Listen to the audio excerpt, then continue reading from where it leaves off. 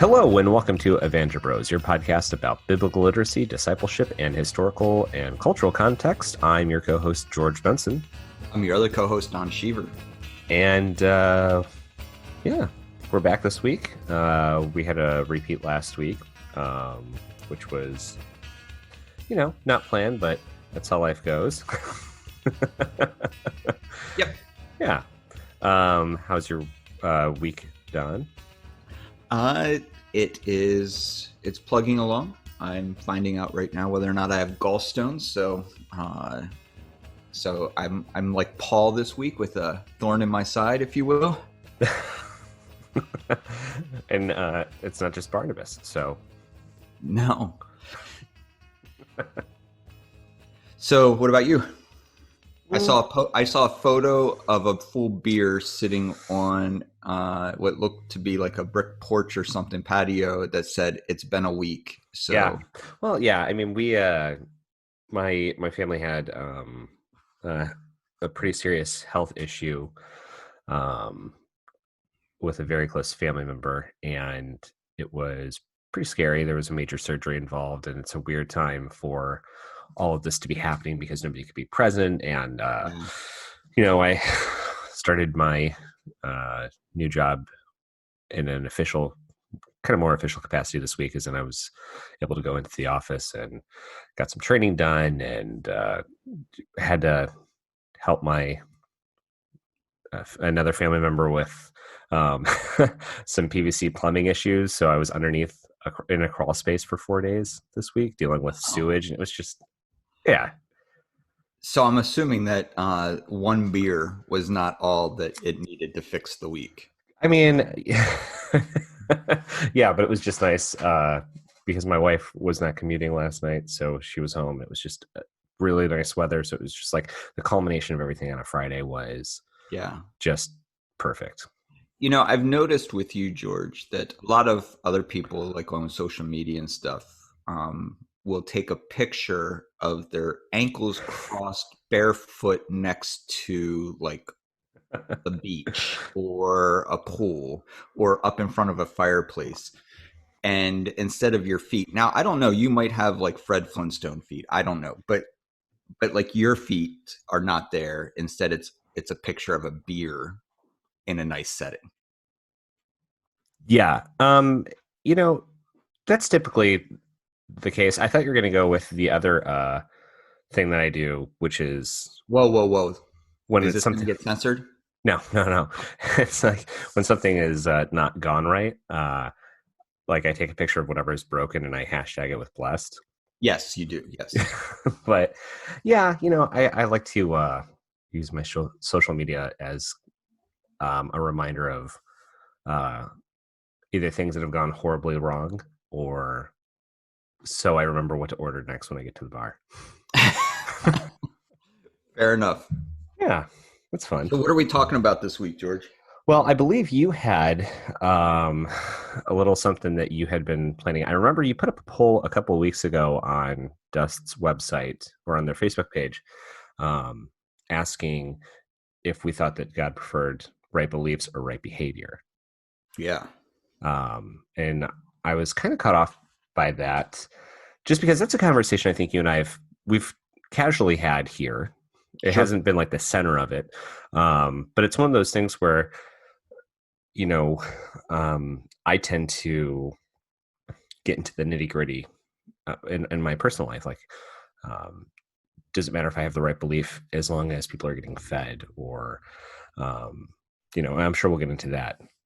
But yeah, so what was the inception of that? Well, part of it was because I've been reading this book that's just absolutely brilliant by James Diamond, and it's called Jewish Theology Unbound. I came across an interview of him on a podcast. It's a much smaller podcast than ours. People probably haven't heard of it, called On Script. I think they only have like 1 million downloads a week or something. But his interview was so intriguing that I wanted to buy his book immediately. Fortunately, someone actually bought it for me and sent it to me, which was very kind of them. Wow. And But it's such a slog in the greatest of ways, right? Like Like I'm go ahead. like a slug is in there's just a lot there that you're trying to get through. Like Yeah, like it's so every sentence is so thick that you need the mental machete to hack your way through it to kind of just grasp what is yeah. said. And so I'm really at the beginning pages of the book, but he asks some questions in there, and one of the questions he talks about is this perspective of right behavior versus right belief. And that's such a big deal within Christianity, right? We usually phrase it not necessarily right belief and right behavior, but we phrase it as works versus faith, right? So think Yeah. about the entire book of James is is about works versus faith. And for us, when we talk about faith, we are usually speaking about right belief, which is a strange thing. I think that's kind of a jump. I don't think faith and right belief are the same thing. What do you think? Well, you said faith when we usually talk about faith, I was expecting you to say salvation, But which we I usually think that the way you get salvation is with the right belief. is Yeah. with right belief. Yeah. I don't yeah, I don't disagree with you on that. So it Um just got me curious what like people at our church, at Dust Church, and fortunately, when we do something like a poll or something like that, we often get people outside of our community that also interact with it too. So a little bit broader than just people that attend us, but I found it really interesting. Now I haven't checked the poll in a couple of days, but when I last checked it, it was split down the middle, right? About whether or not God thought, whether or not it was more important to God for us to have right belief or right behave. And I worded it that way because I didn't want to ask the opinion of whether or not the individual thought it was more important, but whether they felt God, like what God preferred. Does God prefer right belief or does God prefer right behavior? yeah. Sorry, I'm trying to pull up the poll right now just so we get an Oh, idea that'd of be where great. it's at. Um yeah, I mean, I think historically when humanity has taken the approach of we think we know what God thinks, it's gone well. Well, I don't disagree with that, but I think I would say that we, those of us who participate in faith, whether it be Christendom or something else, um, we tend to participate in the manner that we think appeases God, or appeases this entity that we worship. So I think we're still always trying to understand what it is that God thinks. Oh, That's the way absolutely. around that. So it's showing 30% right belief, 70% right behavior. Oh, interesting. Yeah. Wait, 30 and 30? No, 30% right belief, I'm sorry, 70% right behavior. Oh, so it has shifted since. Okay. So so when you think about this, George, like let's skip where you are at maybe today and Mhm. talk about like what it was like maybe when you now did you grow up a Christian? Did you become a Christian at a later age? And that's an interesting thing. I don't know that I ever knew this moment. Um, became one right as I was leaving high school, but I grew up in you know, a family that, were Creasters, Christmas and Easter, and so raised with the framework Yeah. of Christianity, but I really don't think I ever cared about it until end of my senior year of high school. And so what would you say at that point would have been your mindset? And I realize that we're both old now, and so reflecting back Yeah. decades on something is harder to do, right? But what would you imagine your mindset was at that point? Do you think you would have answered that? I don't know, because I always struggled with the idea of, and maybe this is why, I got fired from at least one church, was because I always struggled with the duality of that. It always seemed like you were in either camp because you had to understand the doctrine more so than the Bible, um, and your actions were drawn out of the doctrine of that particular church. But there was something in me that always rubbed the wrong way when, um, we weren't living up to our code of that. Like, it bothered me that if somebody was hungry, that we would have a conversation about whether or not we should share the gospel with them versus a Mm, sandwich, because man does not mm. live on bread alone. Right, right. Good old Deuteronomy. Yeah. But I mean, I definitely got hooked in the right belief camp for a very um, for a while. I mean, I probably still default into that sometimes, Okay, um, and that's but different than now. I'd say I was more fundamentalist initially, okay, and not so much now when it yeah. comes to that. So, what do you imagine is a critical flaw or critical flaws in the idea of, and I'm going to ask the same thing about right behavior as well. So, Sure. I'm not setting you up for anything. Well, I might be. Who You know, knows? it's just We'll see. what's funny is before we were recording, Don was telling me about a conversation he was having with a mutual friend of ours, Jordan, about a patron exclusive episode where you could hear me audibly sigh as I backed myself into a corner. Or how did he put it? I was drinking poison and I didn't realize it Yeah, he until. said shots fired. Well, probably not, because when you're shot, it was probably more like poison because you don't know right away. Yeah. Yeah. Anyway, so go ahead and.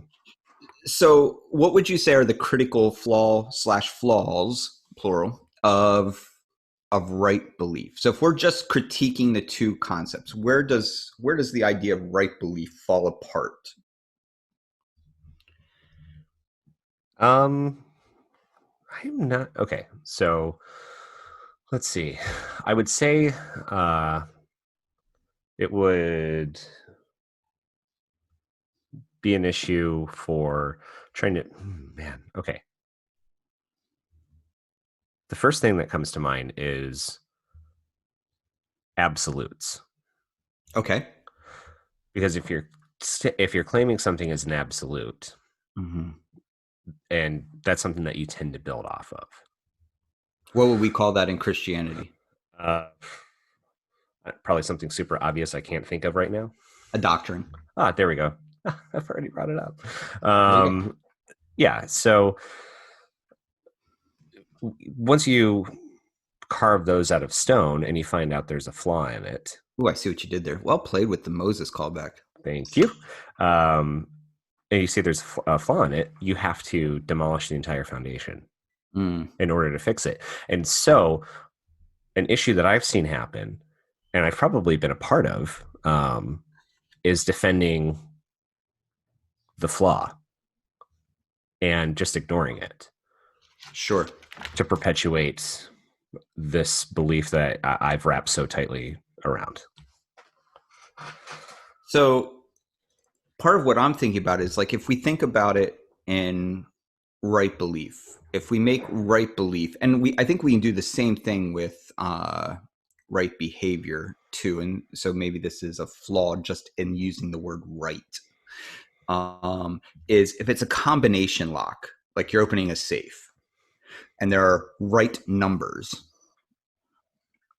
The flaw is that if you're even off a single number, you Yep. don't open the safe.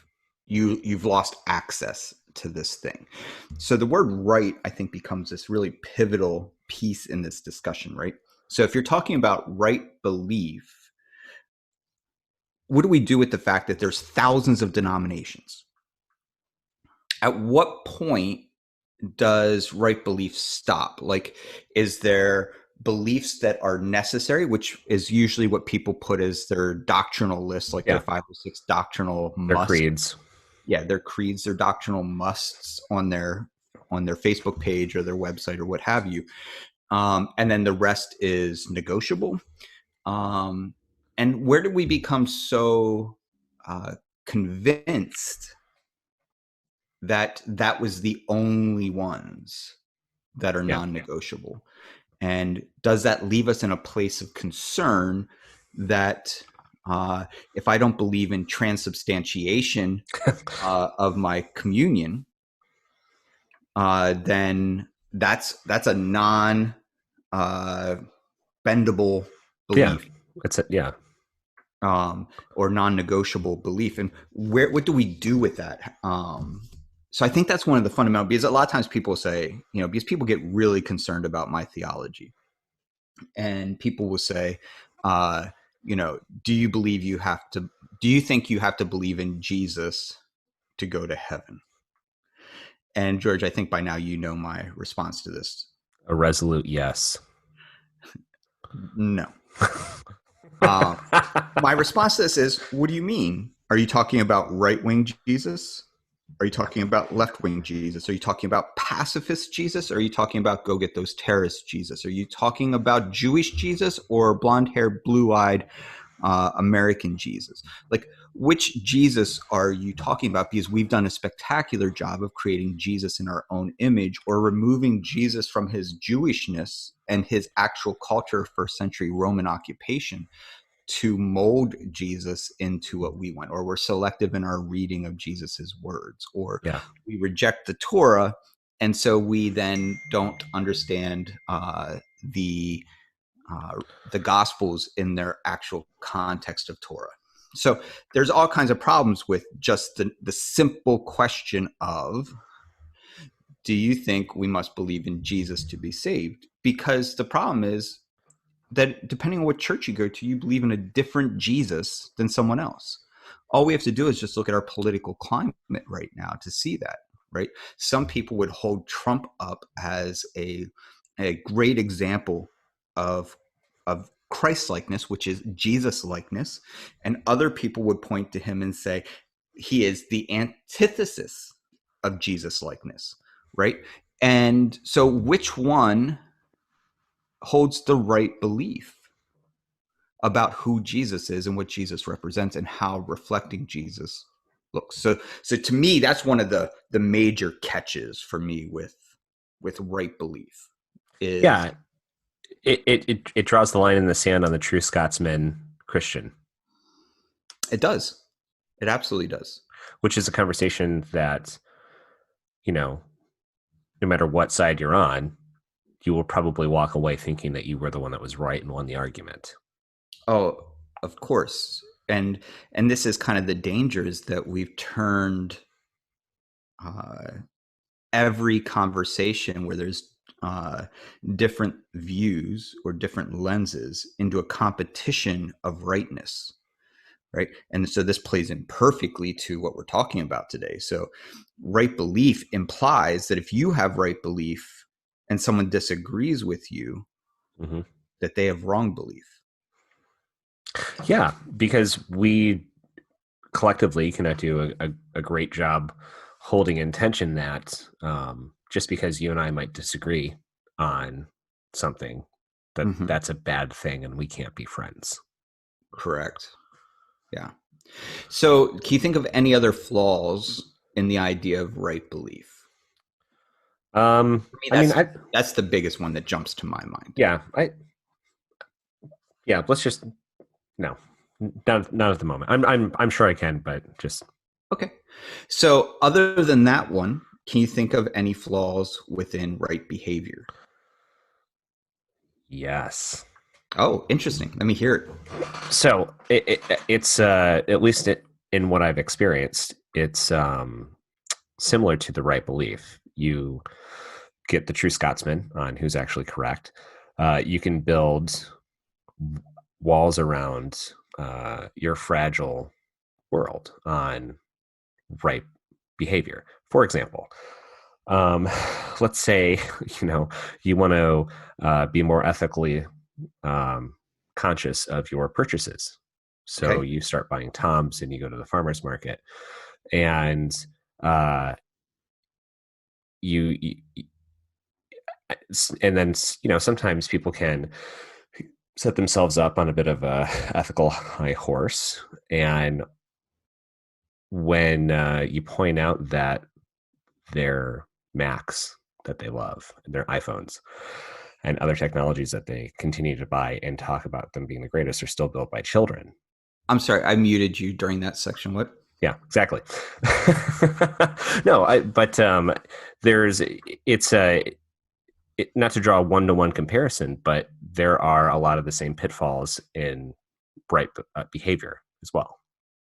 Yeah, I certainly agree, and I think that to your point about like consumerism, Yeah, we're only as ethical as we are in love with the product I that we're completely agree. purchasing.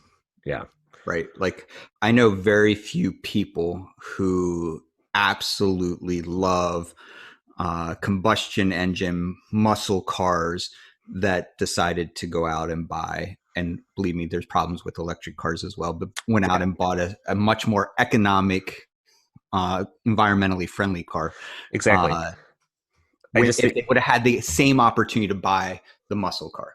sure, and I think it's easier to point out, depending on what you're talking about, um, the flaws of right behavior versus right Hmm. belief. Interesting. I So should why do you say, think? at least I find that to be easier. Sure. So what makes you think that it's easier? Like what is why do you perceive that? Because it's easier to hide your true beliefs than it is your actual behaviors. I was wondering if that's what you're going to get at, right? Because I can see people's behaviors, but I can't see their beliefs necessarily unless they come out as behavior, Yeah. right? So this actually brings me to a really important part in the text, right? Where Jesus says you'll know a false teacher, right? And you know the false teacher by their fruits, which is the way they live, Yeah. right? So you don't know a false teacher because of their doctrinal statements. You don't know a false teacher by their rhetoric. Mm-hmm.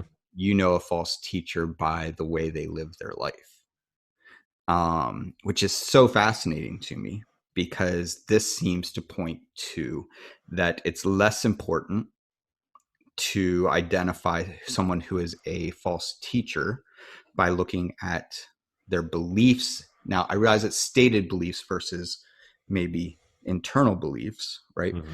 But it's less easy to identify that through stated beliefs than it is through the actual way they live. Yeah. I mean, we can excuse um, incorrect or perceived incorrect behavior because of somebody's external beliefs. When we see it happen all the time. I mean, turn on the news. It's yeah, So, so George, today, so 70% of the poll said that they believed it was correct, that God preferred correct behavior over correct belief. yes, as the poll stands today. Yes. And I don't think thousands of people have responded. So it's not like it would take much to swing it the other direction. Yeah, Right? Probably just a few votes would flip it back. yeah, maybe. So what do you think when God looks down upon the world, right? Let's just anthropomorphize God, give God eyeballs and sitting up on a cloud, Mm-hmm. looking down upon the earth. And what do you imagine God would want to see in the world? Um, do you think that it falls into right belief? And if so, what is the impact of right belief and right behavior?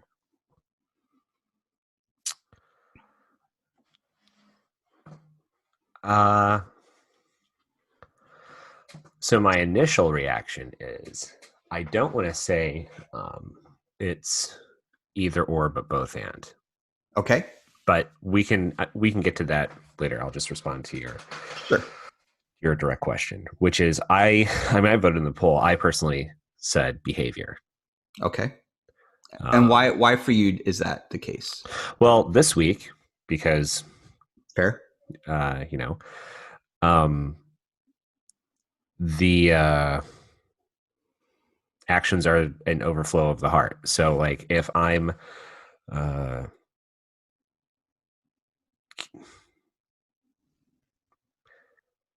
me think. Um I mean, it's just it seems to me that it would be more in line with the text that behavior would be more important. Okay. Love your neighbor as yourself. Mm-hmm. Um, just the concept of jubilee. All of these are action oriented things. Uh, and during a crazy time like now, um, the idea of acting correctly, it doesn't matter what my belief is if I'm not following it up with an appropriate action. I don't know if I'm making any sense. Sure. I'm following you. Okay. Yeah. Do you think now? I think that there's a lot of philosophical folks listening that would begin to pick apart these such uh, or making them easily discernible from one another. Sure.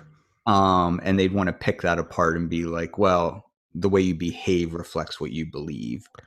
Well, that's And why I said what it comes first, the can. chicken or the egg Yeah. type thing, right? But I think that there is some room to kind of push back on that a little bit, in that I think behavior can reflect, it's kind of like a pun, or we have words in the English language, and I'm sure they are in other languages as well, but the English language is proliferated with them. And those are words that can be used multiple ways, right, to mean different things. Yeah. And I think it's because I think about someone who they need a tax write off. So they make a charitable donation. They're making the charitable donation out of a belief that giving this money will help them with their taxes. It's not about they care about humans. Sure. Don't get me wrong. There's people that do both. I'm We're not. speaking in broad strokes.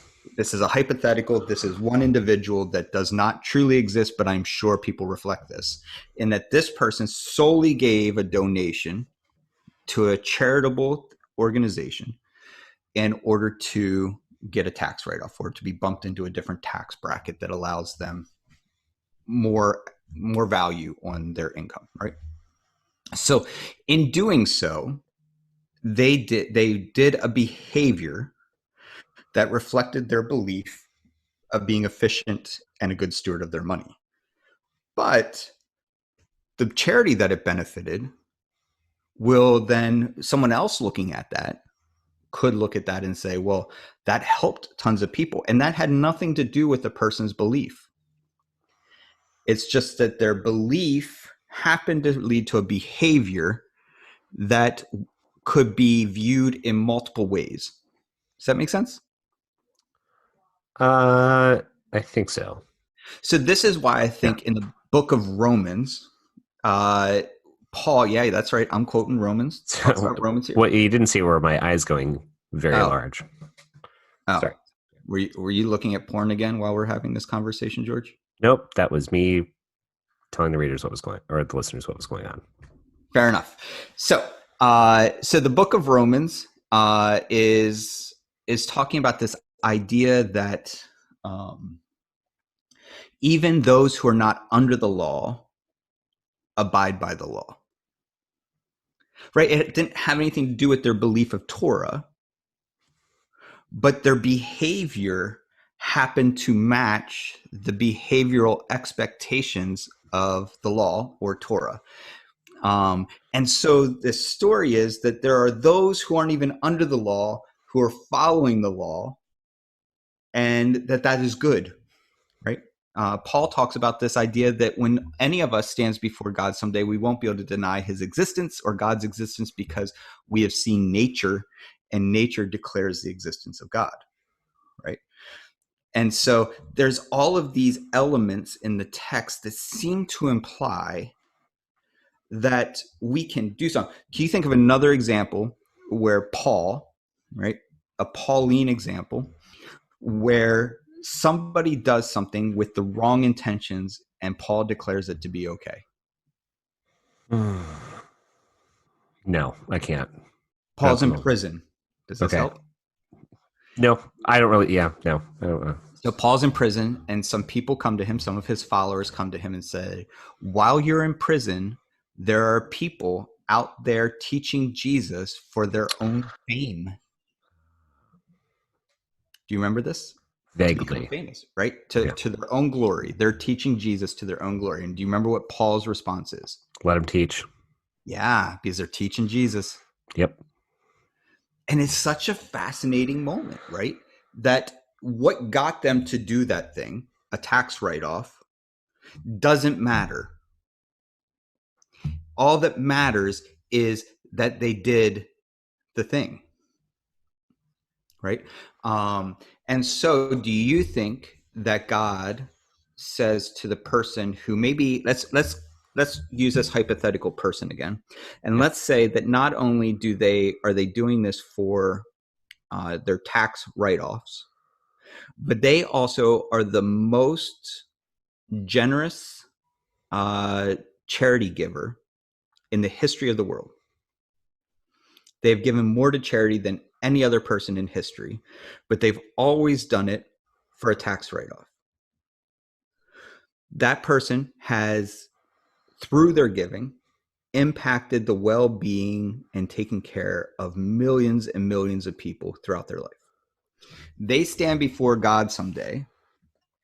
Is God going to say, well, none of that can be counted for you because you had the wrong motivation? Or will God say to that person, thank you, even if it was unintentional, for caring for millions and millions of people on this planet? And to me, that's where I land, and it becomes very squishy ground, right? Like that I'm not sure how comfortable I am.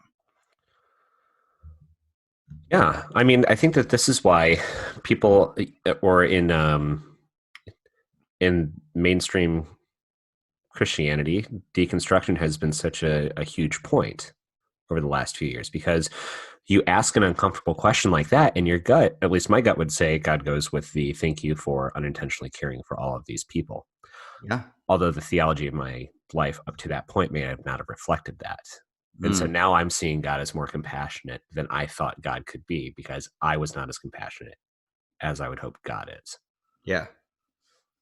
Yeah. I mean, have you ever done something in your life where it unintentionally benefited someone? You found out later on, and it wasn't your intention to do that. But when the person came to you and said, because you did this, can you think of an example of that? No, I cannot. But I believe we all have them. You know, it's a hard thing to come up with off the cuff because it feels so specific, right? But I think we all have those moments where someone comes and says, you know, because you didn't do this, I did this. Like I can even think about like, oh, you thought of one? Well, no, I mean, you said that, and the only thing that came up was a time when I would have been playing a board game against you, and I made a wrong move that benefited you for the win. Oh yeah, king So, making. yeah, Yeah. yeah, So, but I can think of times where like, um, I can think of an example for myself where somebody was supposed to teach.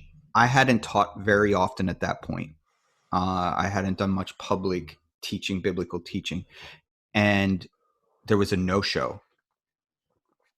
And because of that, I was asked, Don, can you step in? And I stepped in.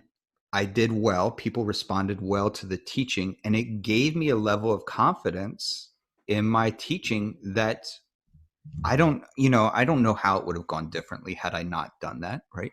Um, and I think that's interesting. I think that is powerful because I look back at that and I go, that gave me a level of confidence early on in my teaching that I took more risks than I would have if I could get up and impromptu teach and teach well.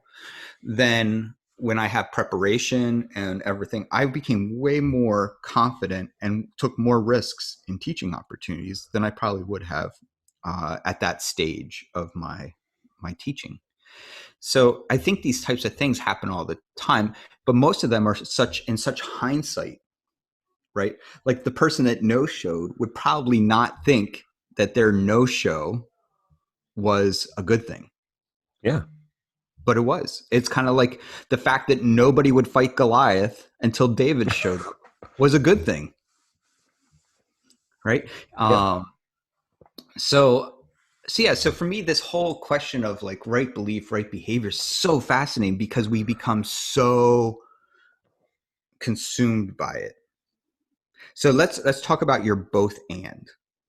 Okay. Okay. So what do you imagine? How does both and work in this discussion? Um, so I would say that there are ultimately things that I I would say that I believe. Oh man. Okay. So for me, I can be very action oriented, but also I spend a lot of time thinking about, more introspection. Um, and my hope is always that the things that I spend time thinking about will flow out of my heart and into actually happening. Hmm. Um, and because I need direction on how to act, I typically rely on what it is that I believe to do so. Yeah. So when I do discipleship with people, one of the things that we talk about early on is aligning your belief and your behave, Yes. right? Because oftentimes people have a healthier belief about how they should engage the world than they actually behave. And so a lot of times it's about pulling the behave up to the belief level, right? Yeah. Like I believe we should take care of the poor. I behave, I'm suspicious of anyone who's asking for money or anyone who's in poverty. And so I tend to not give as much as I could, Yeah. right? And so their belief and their behave are two very different things, right? Um, and so when we think of it in those terms, do we is the goal the belief or is the goal the behave? The goal is the belief. Why is that? Because if I am, well, if I understood your question correctly, then I would say that my goal is that, hold on, maybe I didn't understand the question. I was going to say the goal would be the belief because I would hope that my belief guides my behave. Mm-hmm. But you could also say that the goal is the behave because I would hope my behave is drawn out of my belief. Yeah. So we go back to a both and. Yeah. Like, I think you could probably look at your life and see that there are things that your behavior has actually elevated your belief, Yeah. right? Um, or, yeah, your behavior. Like, I think about the food distributions and stuff that I've been a part of and stuff where people show up more so because they have to get community service in, whether for school or for other reasons, or they just want to go hang out with a friend that's doing it. And so they show up without the belief, right? They're just Yeah. going because I'll get a pat on the back. And they finally get that opportunity to engage with people and hear stories of people, and that changes their belief, but their behave came first. And so their behavior of taking care of the poor was actually higher than their belief about taking care of the poor, and that interaction caused the belief to go up, right? And then there's other times where I believe this to be true, but I'm lazy, I'm too busy, Yeah.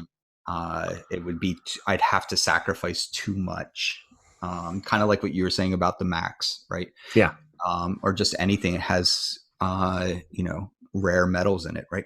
So we would, but the sacrifice is asking too much of me. It's why we would rather legislate pollution thing in companies so we can continue to buy their product, and we just make sure that it's illegal for them to produce a product that does too much pollution than to stop purchasing their products and force them to change because they're going out of business otherwise. Because that's way easier than having to sacrifice our conveniences, right? Oh yeah. So this believe behave is becomes this both and, because we desire, some things trigger us to believe more, some things trigger us to behave more. But it's still, I wonder then, George, what is it that God desires? I mean, that's the question, isn't it? That's always been the question. Right. But we often answer the question by what do we think is better? Yeah. So what do you think God thinks is better? Oh man, if I knew, I'd probably spend more time acting. Why is that? Because then you know, I would hope that my behavior, if I knew what exactly it was that I believe God desired of me, then I'd hope I would just be too busy being consumed by that. Hmm. So one of the things you said earlier is it's easier to see someone's behave than it is to see someone's belief, right? I realize that's a paraphrase, but Sure. we can agree that you said that, I agreed with that, we interacted about that, right? Yeah. So what does that say about behavior that doesn't exist with belief? Could you rephrase the question? I'm not sure. With that view, right, with what we agreed on, it's easier to see someone's behavior than their belief. Uh Now I forget the question, George. What would we then say is, oh man. Well, okay. So this is I think I understand where you're coming from. You brought up somebody's, what does their behavior say about hiding their belief? So like there are, I tend to be more liberal in my politics and theology than I some think our of my, listeners have picked up on that. yeah, um, than some of my more conservative friends. Um, and the crazy thing is, not a crazy thing, but like, I know a lot of people, or at least a couple of people come to mind that participate in food banks and volunteer with the unhoused that tend to be more conservative, that have um, more interesting ideas around policies and politics when it deals with some people who are unhoused. But you wouldn't know it because they're there acting in a way that's benefiting everyone. Mm-hmm. Um, it's like I have family members that do not understand why the correct pronoun is important for someone, but it doesn't change how they treat them.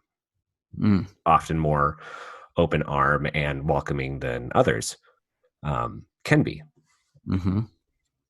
But I don't know. I'm struggling to get the right words around this, but the idea of, It's complicated. yeah, well, that's just it though, is when we're forced to deal with binaries, things tend to go out the window because we realize that you can't just do either or. It almost always ends up being a both and. Mm-hmm. But I think that there's something unique when we take it away from us. Yeah. And we place it in God's purview. Okay. And I, so to cut to the chase, how about I just say, instead of trying to squeeze it out of you. No, it's okay. Squeeze a little more. Let's see if there's any left in the tube. All right. So I would say that, how would you, if you had to describe me, and you had to describe my beliefs, Okay. but you couldn't use conversations that we've had specifically about my beliefs. Hmm. What would you say I believed? So you can't use any verbal conversations that we've had. What would you say I am? Who would you say I am and what I believe?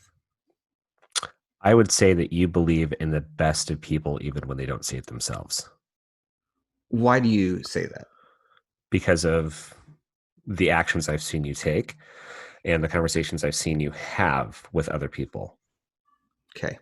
So now let's imagine that you and I have never met. Hmm. You have only spoken to me via Evangebros, Okay. and you had the same rules. You couldn't speak about any of my beliefs based on our conversations, just on what you've observed about me. What would you know about me? That you care about what you perceive as being right And how would you have gotten to that conclusion?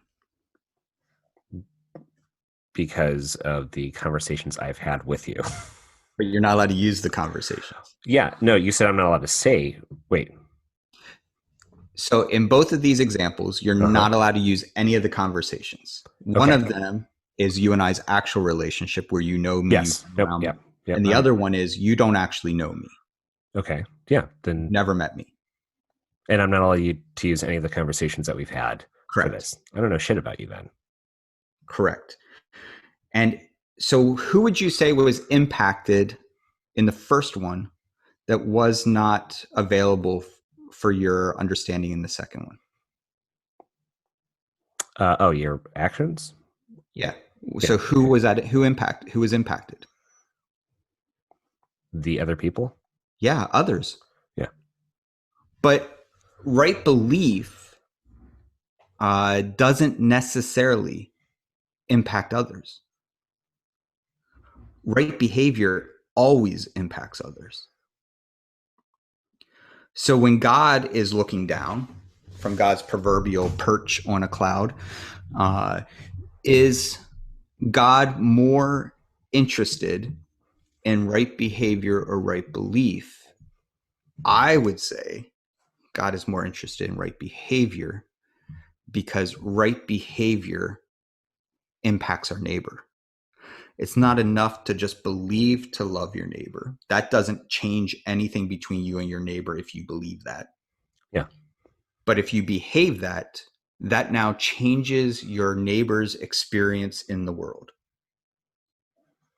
Yeah. I mean, even if you don't believe that loving your neighbor is the best thing to do, the action that you still take with it. I mean, it's why, you know, I can, I have an easier time on days where I am not sure God exists and this thing is actually worth chasing after with my entire life, to continue through those actions. Yep. I just think that when we think about, there are people that I have met throughout my life in ministry that I would call them people of simple faith, right? They could not have a theological conversation, like an intellectual, scholarly theological conversation about scripture, the text, culture, the things we tend to talk about. Yeah. Couldn't do that to save their life. But they serve and care for and love and extend and provide and do all of these things for the community around them. Yeah. And I think that that is way more impactful on the well-being of the world and therefore more important to God. Speaking for God here, you know how dangerous that is. Yeah. um, Than the person that can sit here, go toe to toe on theological discussions and debates and not have the same impact in the community.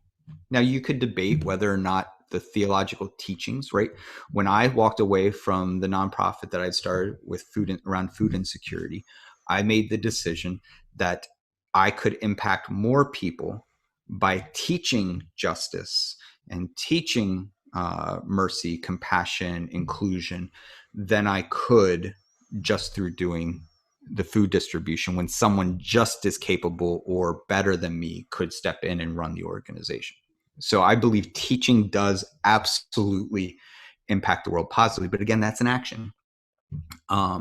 So I just, when I think about this, I go, Jesus says in the text a couple times, you will be judged by what you have done. Right? Can you think of a prime example of that exact thing being used as an example in Scripture? You're asking me, can I think of a thing that Jesus? I felt like Where you just asked me two questions in one. I probably did, George. I wanted to set you up for failure. So Used to it. there is a passage in the text, and there's probably more, but I'm thinking of one. So there's only one right answer, George. Sure. Where Jesus determines who is righteous and who is not righteous. Oh, the sheep and the goats come to mind. And so where in that passage, Matthew 25, do we see Jesus ask the people about their belief? To my knowledge, he does not. So for all we know, the person feeding the person who was hungry was what? Gentile, pagan, Jewish, Christian? We don't know. We have no indication. We have no understanding of who the person was that fed the other person. Yet that person gets placed on the right-hand side of God. Mm-hmm. We don't know what they believe about anything. We don't know what they believe about who Jesus is, whether they believe Jesus to be Messiah or not Messiah.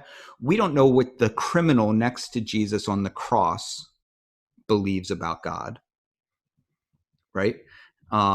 We don't know any of that. And yet there seems to be all these things around behavior that says it's in the way that we live that we determine whether or not we have right standing before God.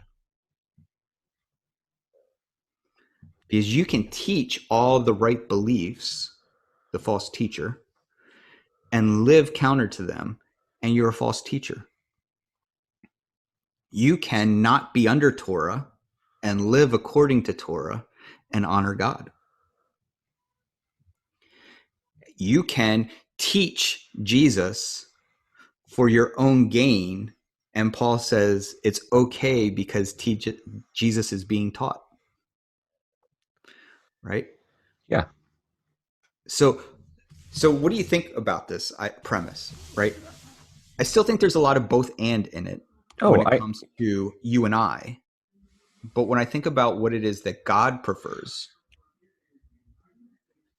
I would argue from my limited study and understanding of the text that God would prefer the world would be a bunch of practitioners instead of a lot of philosophers. I mean, yeah, sure. Yeah.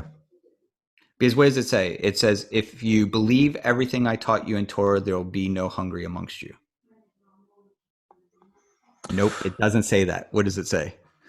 So I have no idea at the moment because I'm still thinking about what you had just thrown out there. So okay, so let's go back to that then. I want to hear what you. Well, no, I'm just processing through some of this, and you brought up there would be more practitioners than philosophers, and then I thought about you saying you're teaching people justice is an action, and so I going down the rabbit hole of can you count that as philosophy, teaching philosophy, speaking about what it is to believe being an action in order to teach others? Mm-hmm. Yeah, and that's why I said it's still a both and. It's messy. Yeah, no, yes. It's a Venn diagram, right, that overlaps in some places. Yeah. Yeah, I mean, yeah. Well, sorry, what was your other question? I had deliberately misquoted Deuteronomy where I said, if you believe everything I taught you in Torah, there will be no poor amongst you. And it doesn't say that. It says, if you do everything I've commanded you in Torah, there will be no poor amongst you.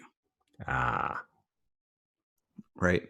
Um, so to me, this doing part is what alleviates suffering. The doing part is what alleviates oppression. The doing part is what alleviates poverty and loneliness and injustice and all of these things, and leads to compassion and mercy and grace and everything. This isn't about what comes first, the chicken or the egg. And I don't think God is as concerned about that, what comes first, what leads to the right behavior. But I think, excuse me, I do believe God wants a world that lives out the commands of God, not just believes them. I cannot disagree with that. And our job as teachers, our job as believers is, I would argue, we become that charging point. We become that fulcrum, or however we want to phrase it, that helps move someone from right belief into right behavior, and sometimes from right behavior into right belief, right? Because sometimes we do right behavior, but if that doesn't move us into right belief, it's a one and done thing. You do it once and that was good. But as you add belief around it, then it becomes compelling for you to do it more and more. And so I believe that you and I's role, and the role of the faithful, is to become that fulcrum that is always helping people move their right belief into right behavior, and their right behavior into right belief. And that's really a beautiful picture for us. But most churches I've been a part of, they tend to only do one or the other, right? They tend to either pound the pulpit about, you must believe these things exactly in this way, or you will go to hell. Or it becomes and I hate this phrase, but I think people will understand what I'm saying, a social justice gospel, which is, it's all about only doing the right thing. And use guilt and shame to get people to do it, as opposed to right belief. And I think that there's that then piece, that overlap piece, is where the world gets healthy. Right? Yeah. Yeah. No, I don't disagree. I mean, yeah.